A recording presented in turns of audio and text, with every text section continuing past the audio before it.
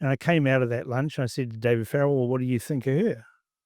And he waxed lyrical about her and said she was wonderful, she was this, she said. And you know what I can't believe is that New Zealanders fell for it, because I can remember in 2008, David Farrer and I traveling around the country in the blogmobile. You might have remembered that. Well, we had lunch with Jacinda Ardern in Morrinsville at an ACT Party person's house who was friends with the Arderns, and she was invited to lunch with us.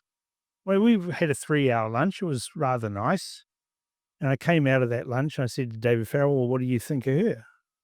And he waxed lyrical about her and said she was wonderful, she was this, she said. And I said, "I think she's full of shit."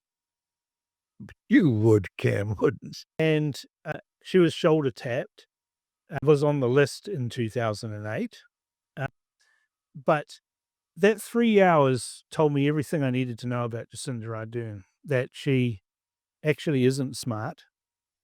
She has a collection of bumper sticker slogans and then sticks to those despite the evidence to the contrary. And that's her entire premiership was all about that. It was all about headlines, not about actually doing anything. I think that's a criticism I would heartily endorse. I'm more generous to Jacinda than you. I think she had a natural talent for communication.